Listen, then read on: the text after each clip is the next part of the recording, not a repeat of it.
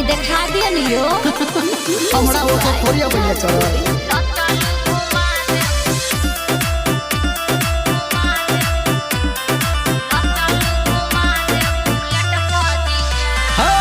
कहदू ने तंग साली हम छी अनारी। अच्छा मेला खेला में ने छी हम यही अगारी। से कहिया से हो कहदू ने तंग साली हम छी अनारी। मेला खेला में ने छी हम यही अगारी। रील बनेबै चलू गेट पाजी जा। अच्छा वीडियो बना के डालब नेट पाजी जा। बुलेट पाजी जा बुलेट पाजी जा। ल चलू घुमा देब बुलेट पाजी जा। बुलेट पाजी जा बुलेट पाजी जा। ल चलू घुमा देब बुलेट पाजी जा। नहीं तंग करू हमरा ये से किया पावर स्टार धर्मेंद्र निर्मलिया। आई मानव ने यहाँ के कहल काजी जा। सूट पहन रेडी छिलल है काजी जा।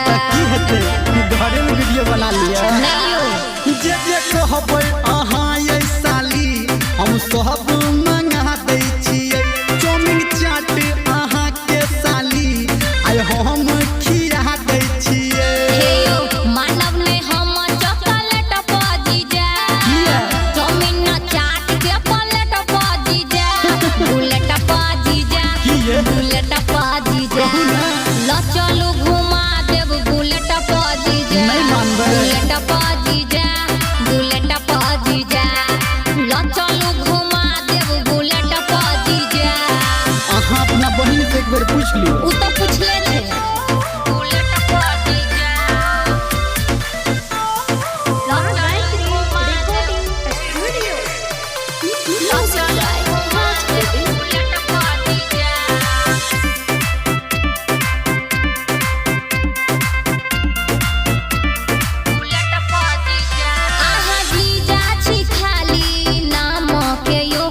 दीदी से कहब नहीं छी काम के यो।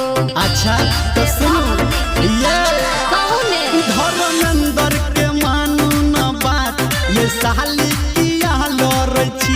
राइटर सनटू के दियो न साथ ये साली किया जरै छी।